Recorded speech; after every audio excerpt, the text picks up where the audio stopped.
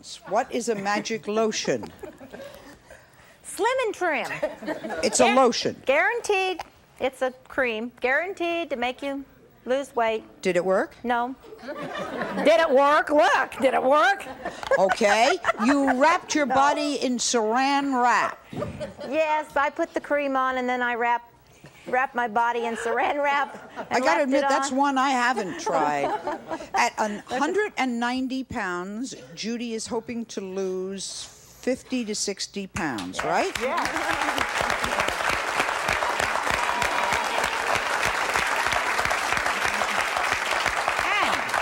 It's going to happen by the end of the show.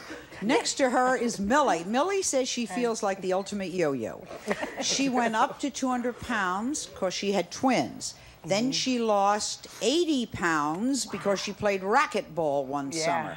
Then she gained back the 80 pounds on her 40th birthday. That was a big birthday cake. Well, yeah, it was. At 175 pounds, her fighting weight, Millie is trying to get rid of 50 of those pounds and return to the slim woman she once was. That's right.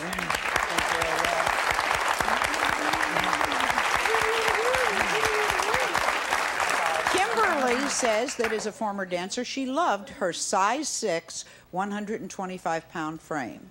Then she gave birth to her son and her eating habits changed and she gained 40 pounds and she wants to lose the weight and we think we can help her, I hope. All right.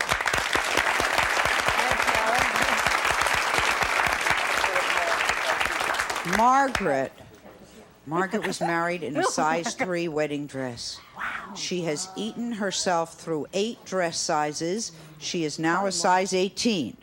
Yeah. She has a very special reason for wanting to lose the weight. We're going to find out about that reason in just a minute. And finally, Diane. Diane says she does not remember the last time she could fit into a pair of jeans.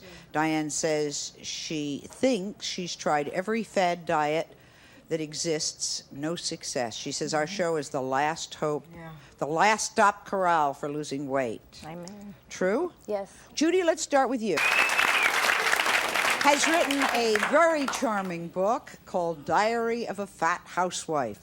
So Dr. Sears, let me start with you. A lot of people are talking about your book. Everywhere you turn, they're talking about the zone. In fact, I said, let's do a diet show, and somebody said, get the zone man. It's number 4 on the bestseller how-to list. A lot of people are wondering, what the heck is a zone? This sounds like you've written a science fiction book of some kind. Well, it's not science fiction, it's really science. We talk about a hormonal zone. And we talk about hormonal thinking as opposed to caloric thinking. And when you begin to think of food hormonally instead of calorically, you come to realize that virtually all the dietary recommendations being made to the American public are simply dead wrong. As an example... Everything we've been learning is dead wrong? Hormonally. As an example, dietary fat alone will not make you fat. What makes you fat is the hormone insulin. And that's what also keeps you fat. And how do you make too much insulin? You either eat too many calories at any one meal or eat too many fat-free calories at any one meal. People tend to forget the best way to fatten cattle is feed them lots and lots of low-fat grain. The best way to fatten humans is also feed them as their metabolic balance. And so in our program, we allow the amount of protein that the lean body mass needs as a starting point, and we allow them to go up. I have noticed that some of the snacks that you can eat on your diet plan include pork rinds, beef jerky, peanut butter, crackers, cheese, and nuts. Yes, I have to tell you, I'm confused. I would think those things would really be high in fat and make you fat. Well, hearkening back to what Dr. Sears just said, it's not the fat that makes you fat. Fat's very sating to the appetite if you don't combine it with a lot of carbohydrate. Joe, I've heard so much about counting fat grams instead of calories. Now we're hearing that Americans are not losing weight on low-fat diets. What's going wrong? Well, we're eating too many calories, period. But I think we do have to cut the fat. And I got into this a little bit different orientation. I went through bypass surgery at the age of 32. That was a hard way for me to come to understand that you needed to change your diet to preserve your health. And I learned that I really wanted to do 3 things. I wanted to cut my fat because I was eating way too much fat.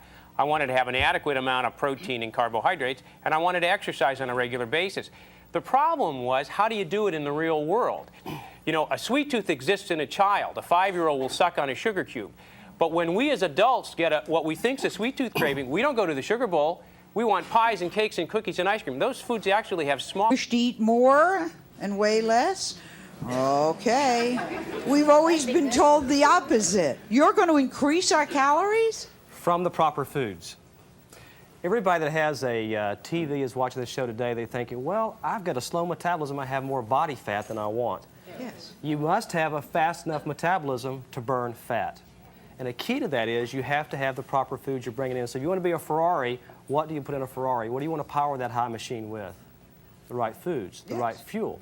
So we're talking lean proteins like turkey breast and chicken breast and egg white omelets and all those good things, and fish. That feeds our muscle.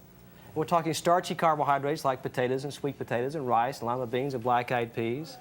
That gives us energy.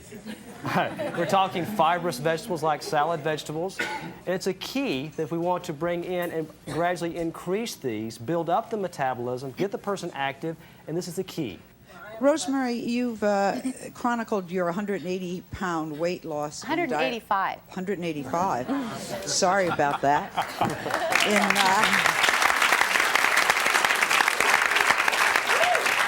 In Diary of a Fat Housewife, I think if anyone is an expert, you certainly are. Tell me about your struggle with food and how you lost your weight. Well, I'm not a doctor or a scientist, but I do have my PhD in obesity. I was approximately 140 pounds. I looked approximately like this when I got married. I got married to a wonderful man, had 6 children, and went up to 320 pounds. I had to come to grips with the fact that, you know, I'm out of control in this area of my life, and it bled over to other areas too. And as I was writing my diary, I would read it and see that by doing certain things, I was able to get a better control in my life. And so in the writing and editing of my diary, I did get down to 200 pounds, and I developed what I call my Winning at Thinning action plan. And it's a little to me last night. It was my anniversary, and Carl and I were getting ready to go out, and there was a knock on the door. I'll bet it's the food cop. Hi, Carl. How are you doing? Nice to see you. Thank you so much. Lead me to the kitchen. That's where I belong. Oh, right in here. Come on. I noticed, first of all, you guys entertain, you have a lovely lifestyle. Never lose that. You can be thin and healthy, lean and happy, and still have a pleasurable lifestyle. I don't like reduced fat mayonnaise, all right? It still is high in fat, and most of us are not using the serving size that they say. Salami, need I say more? A turkey breast, this is fine. Orange juice, obviously good. It has folic acid, and it has vitamin C. It's good to keep. The word fat-free is not a license just to eat. Your body doesn't digest the sales pitch. Your body's digesting the ingredients. Whole grain, rye flour, yeast and salt. That's it. Who needs more? And you love this, then why are you having this? We're throwing this one out. Let's forget. Wonderful, no oil baked tortilla chips. There it is. Partially hydrogenated soybean oil. I'm sorry, Carl. These go out. De-germed yellow cornmeal. All the nutrients are in the germ. These go. Thanks, Yolanda. It's my pleasure being here. Thank you. Thanks. What makes the food healthy, you ask me? What makes the food healthy? Assistant director. Debbie, you've lost a lot of weight. A little bit.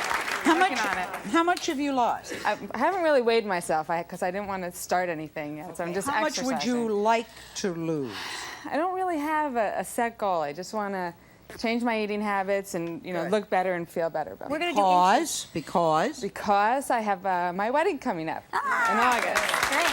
That's wonderful. Yeah. All right.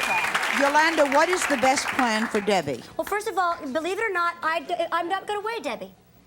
We're going to take a basic weight, and because I've heard already that since you don't want to be weighed, we're going to measure her in inches. It's how you look, not what you weigh. When I look at you, I don't see your scale number. I see how you look and how you feel about yourself.